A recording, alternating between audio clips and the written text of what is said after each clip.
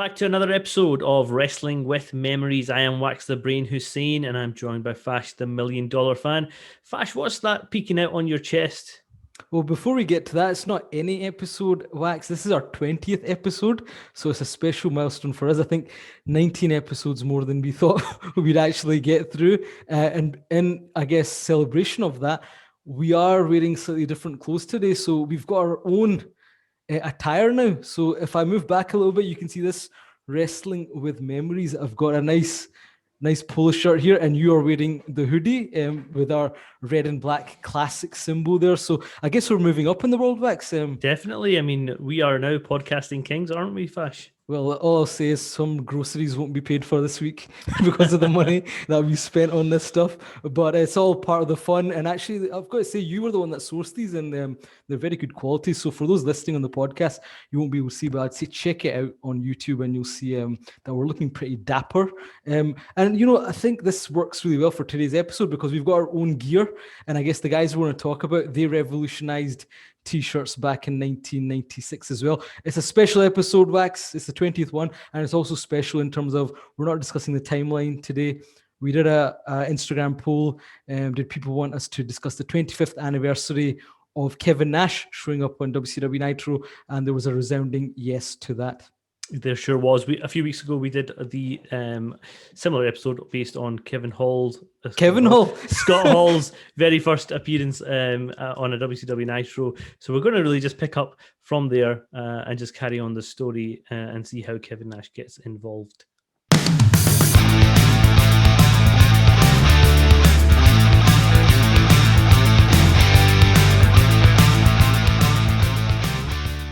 I mean, shall I kick off, Fax, in terms of where we left things off in that special episode? So we left it with obviously Scott Hall. He comes out, he challenges WCW. Check it out in our archives. And then the following week, we touched upon this, but maybe going into it a little bit more. He comes out again at the end of Nitro. Eric Bischoff and Bobby Heenan are stressed by this. Bobby Heenan runs away, and he reiterates his challenge to WCW and, demands from Eric Bischoff that he provide 3 men that can represent WCW. And at this point, we actually get somebody interrupting Scott Hall, and that's the franchise of WCW. When you think of WCW, the man that never left, it's Sting. It is. And you know what I noticed straight away about this interaction, Fash, is the old and the new, and just how weird it was looking back now. Just how nice that Stinger character was versus, Scott Hall's breath of fresh air, street look, and everything feels really authentic. Sting saying, talking about the horrible comments that that Scott Hall made the previous week. And it was just like very, like playground stuff from Sting versus what we're seeing from Scott Hall over the last 2 weeks. Just seemed a lot more real and a lot more cool. But I did love one line from Sting, and I think it really took home the point that this wasn't WCW wrestler versus WCW wrestler. He said something like, "Somewhere you got lost. You're in the jungle, baby. This is WCW," and you get a pop from the crowd. And I actually thought that line was really good because essentially he was saying that, you're in our patch and you shouldn't be. And then obviously after that, he says, you're talking about 3 men, but there's just you and me here. Why don't we take each other on? And of course, Scott Hall's too smart for that. This game will be played out the way he wants it to be played.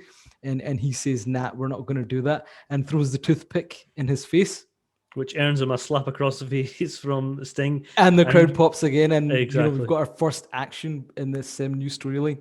But of course, people get in the way. Eric Bischoff gets in the way, and Scott Hall retaliates by saying, well, next week he's going to have a small, no, a big surprise for WCW. And you hear Sting in the back kind of saying, next week, essentially saying, you're a chicken. And that ends another chaotic WCW Nitro. And once again, Wax, at this point, this is must-watch TV. I mean, even if you're watching the last 5 minutes, that guy turned up last week. He's going to turn up again. It's just, as you say, different to anything else we'd seen up to that point. Yeah, absolutely. You're hooked now. These guys are going to appear now, despite the commentators not mentioning their names for the first 2-3 episodes that they appeared. Something's going to happen. They're going to appear at some point. So you're tuning in from the very beginning, hoping that they make an entrance at some point, and they always do towards the end, if not earlier. yeah, again, just great way to build the anticipation of the big surprise. And just Fash, talking about this, when he mentions the big surprise, did you put two and two together by this point to think it was Kevin Nash? Or, because I mean, I would say no, because I didn't know who was going to appear, because we weren't really into the background at that point. See, I actually was, so going back to the Raw magazine stuff, I was buying some Apter type mags there, and I do remember at the time knowing that both of them had left now. And I knew Diesel was going to join. So when, Scott Hall, I know obviously we didn't know Scott Hall would turn up when he did, but at that point I was aware that the guy he's talking about is Diesel. So I really need to watch this. But that was it, obviously not knowing the other kind of nuances behind this, the fact that people say, there was a similar Japanese angle that we learned about later on and other things. But no, at this point I did know it was Diesel. I don't remember if we discussed it, because I think we really started talking about this after Kevin Nash came in. And just going back to your point, I think it was genius, the fact that they didn't give them any names. And it was just like, these guys. So it was kind of saying, so they want the audience to think it's Razor Ramon and Diesel, but they're not really calling them any, and even the outsider term wasn't really coined in the first couple of weeks. So it was really genius in terms of saying, we don't want to acknowledge these guys, and what you're seeing isn't supposed to happen. So it's the next Nitro Fash. It's the 10th of June, 1996, a seminal moment for WCW as Kevin Nash will make his debut on TV. We come to the very end of the show, really. We've got no mention of the Outsiders or Scott Hall at that point. No appearance from Scott Hall. Heenan is, mouthing off about something to do with Ric Flair and Macho Man. When he sees somebody in the distance behind Eric Bischoff, he takes off. Bischoff turns around and it's Scott Hall. And Bischoff asks him, where's this big surprise that you promised him?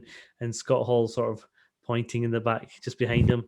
And that's where you see this massive looking Kevin Nash. And, despite obviously seeing Diesel and seeing how big he was, you get a really true appreciation of how big Kevin Nash is here, because Scott Hall is big himself. And just Nash's size takes you back. And that's Nash's first appearance. And Bischoff looks absolutely terrified. He didn't look terrified when Scott Hall was there as much, but when he sees Kevin Nash, and I suppose the size, it would terrify anybody, wouldn't it? Yeah, and I just, if I can reel it back a little bit, it's there's this really stupid part in this which made me laugh at the time, I remember, and still makes me laugh. It's like, as you see, Scott Hall's there and he's pointing, and Eric Bischoff says, "I'm here." Like, there's a guy that's like, is this the, it's like the whole pantomime thing, like look behind you kind of thing. And as you see, he turns around and then he's got and I think that what he made you feel was, one, Nash is huge, as you see, a big danger, but the fact that, okay, there's more guys here, Scott Hall wasn't bluffing, and that was really smartly done to give the audience a sense of, wait a minute, the shit's real here. And as you say, Kevin Nash did look huge. He looked bigger than he was at Diesel, and it's just because, I guess, the regular clothes and the way that kind of whole set for Nitro was. But it was certainly, at that moment, I do remember watching that. And there was a pop saying, "Oh my!" So he's turned up in this very interesting way that he's turned up. Yeah, and that line that he says will sort of always remain with me. This is where the big boys play, huh? Look at the adjective, play. We ain't here to play. But that's the line that he gets still ripped apart for to this day. Yeah. If you go anywhere, because I remember at the time watching one, he doesn't know what a verb is. And even to this day, if you go back, the thing that's most remembered about this segment is him saying, "Look at the adjective, play." You go online, you go anywhere, he gets ripped apart for this, not knowing what he's saying. And he does point to them and saying, the measuring stick just changed around here. But if you don't mind, in terms of what he says to us, it's quite funny. He talks about paleontologists digging up fossils. Could they not get anyone off the dialysis machine? 3 guys to take them on. So, it was great because they're doing the punchlines that the WWF was doing at the time of, WCW being the old guys, the dinosaurs, once again adding that realism because they are ripping into their own product. Yeah, he also makes some reference to Mein Kampf, which went over. I didn't get this. Did you? Can you explain today? I think something about Hitler's book, Mein Kampf, and somebody. Who's the guy that's reading it? I don't know. I didn't even Google it because somebody cough. Because it's a very smart joke that he's dropped there. Obviously. Yeah, exactly. And we know now. Actually, Kevin Nash is a very smart guy, very intellectual, and good with money apparently. But that line just did make no sense, right, for the audience that he was saying it to. Well, even Scott Hall's reaction's very funny. Go back and watch this, and he kind of looks at him going, good one, but it's just like the crowd doesn't have a clue. We didn't have a clue. And actually, just want to pick up on the crowd reaction here. It's still a little bit muted. I still think they're unsure as to what the hell's going on. Who are they supposed to support? And yes, we know now that was the coolest band of heroes that villains arrived at that point. Villains. Yes, but at that point, you were still.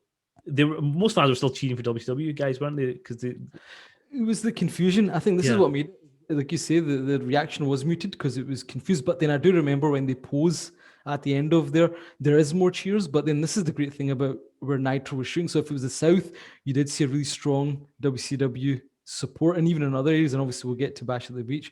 And therefore, I think there's a confusion element. They don't know how to react. They are WCW fans, and they can see these guys ripping into WCW, so they don't like that. But then when they're posing, you do see a louder reaction. But I think, this then, obviously, in this segment, Eric Bischoff says, look, he'll go to Atlanta. He'll try to get 3 guys, but, he'll give the official answer at the Great American Bash coming this weekend. So that was a great way to sell the pay-per-view because, if you're watching that, if you're in America or whatever, you're going to buy that pay-per-view to see what happens. Exactly.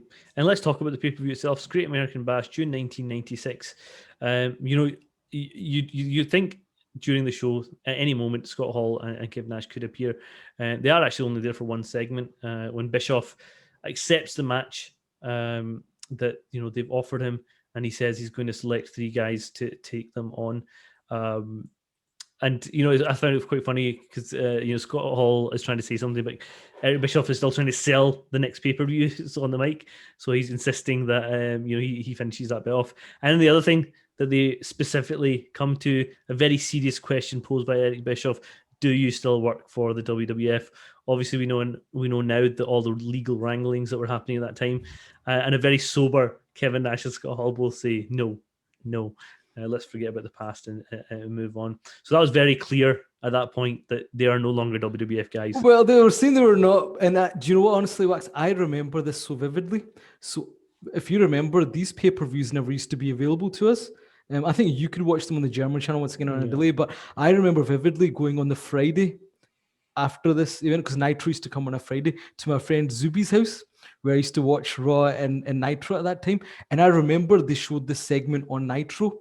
And as soon as that question was asked, me and him kind of looked at each other going, wait a minute, did they just mention the WWF? And obviously, as you said, no. And at that point, I think I was reading some stuff which was like, they're trying to be something they're not. And going back to it, Vince McMahon had said on an episode of Superstars that this organization will try to take advantage of Razor Ramon Diesel being here. But it was just so surreal hearing that question and then saying it. But at the same time, Scott Hall was still acting like Razor Ramon when he was saying that. With Kevin Nash, how do you act like Diesel, really? So there's a bit of a gray area there, but, it was a bit obvious. But we're then going to see something truly shocking. And I think the reaction we get to this tells you now everybody's on board of this storyline.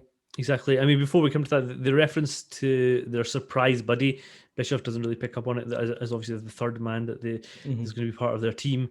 They keep asking Bischoff who the 3 guys are going to be. Bischoff's unable to tell them, and that's when Hall sort of gives them a gut punch. He goes, nobody jacks us around. And Nash picks Eric Bischoff up. And it's for one of the first times you see these type of off-the-ramp moves at this point.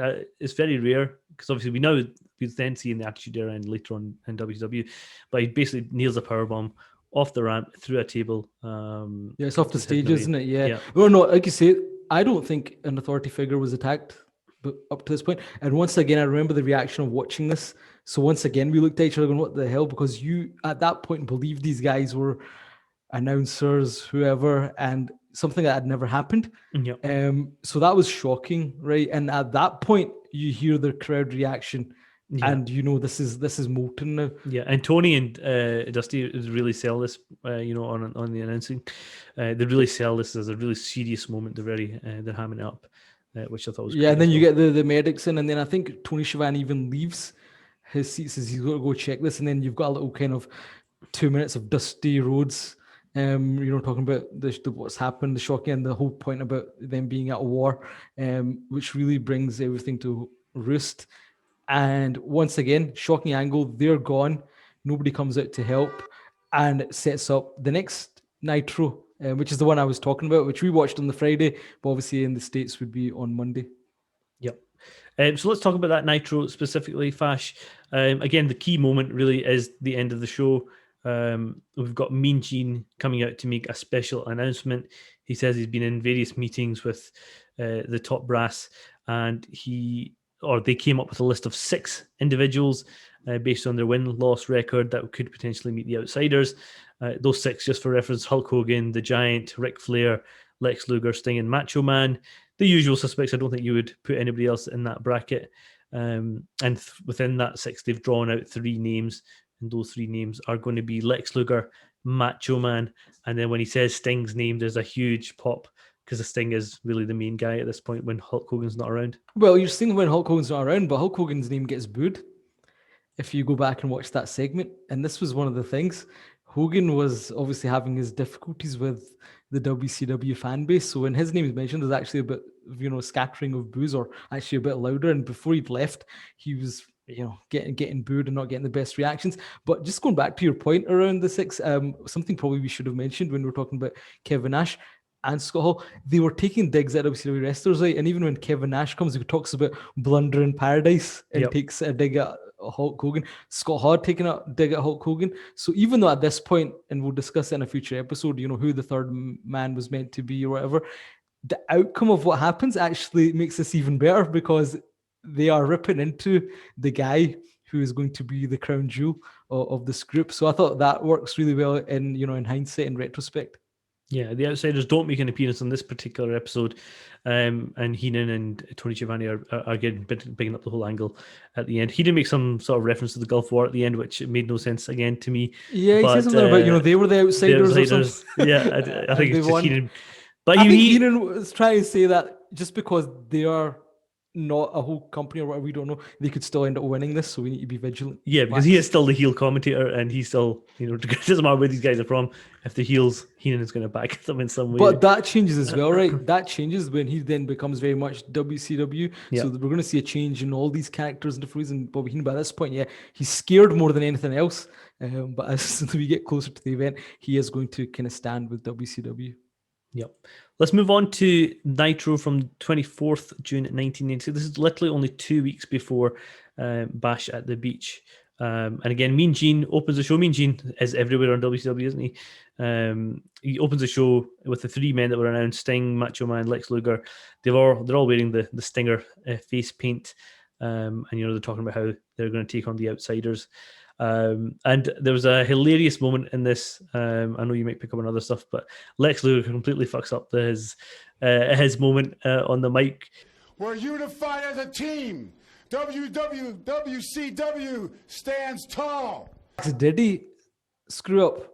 I think he screwed up. This is Lex Luger. If it had been anybody else, I could have backed you, but... No, but do you know why? So I'm just going to be devil's advocate here, because at the time I remember this as well and thinking he's messed up. But then the fact that he'd done something similar in the first Nitro came out as a WWF guy, some people then later said that he said that to make you think that he's actually working with the other guys. Now, I'm obviously giving Lex Luger a lot of credit and the WCW storyline writers a lot of credit here. You're just saying he's a dafty, so as a good Scottish term. But I actually think that was a subtle way a minute here. Did he mean to say that? Which I think it was drama. Too subtle because they never put anything else in it in there. But that's the thing. But there's lots of subtle things happening, right? Which we recognize now.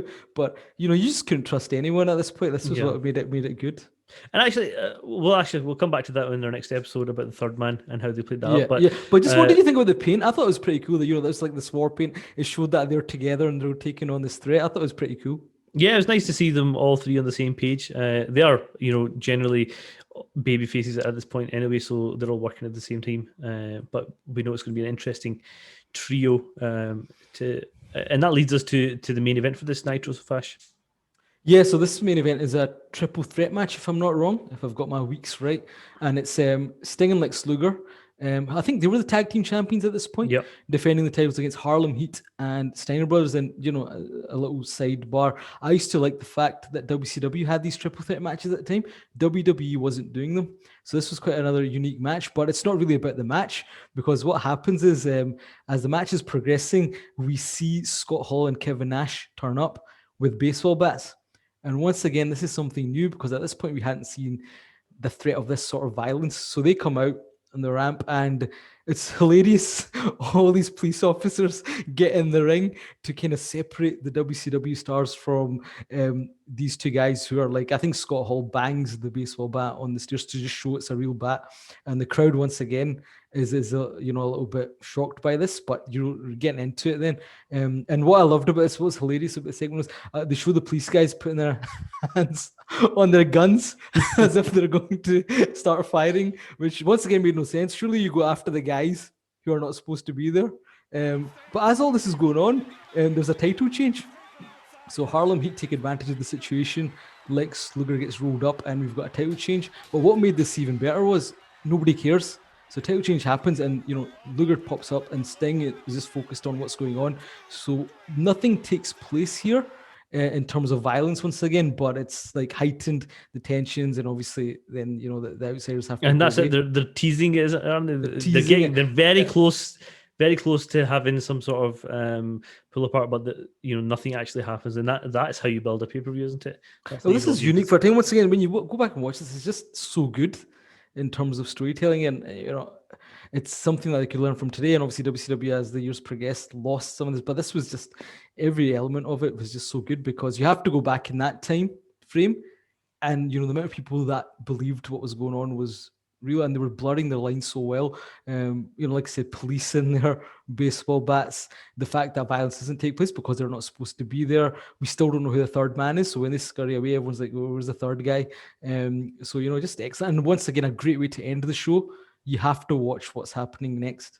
Yep. And we'll cover the final week before Bash at the Beach in our next episode when we do that 25th anniversary. But let's just sum up Kevin Nash's first few weeks in WCW. The big shock of him appearing, his size, his look was completely different to what we'd seen him as before.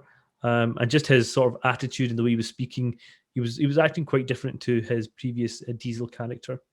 Yeah, no, he was kind of, I guess the last few weeks, months in WWE, he was moving towards this more kind of heelish character that I wanted, and then here it was just like the chains were off, and he was like, as you say, we've learned over time, how funny Kevin Nash is and the clips, and the next episode we discussed, there's some hilarious bits in that, I feel, but no, it was a really big impact. I love the way Scott Hall then Kevin Nash comes, and then their interactions are brilliant. I mean, just like I said, the next episode, there's more interaction between the three WCW guys and both of them. But I thought it was brilliant. I mean, they made him out straight away to be a big deal. We know as a WWF audience at the time that he's a big deal. He's a former champion.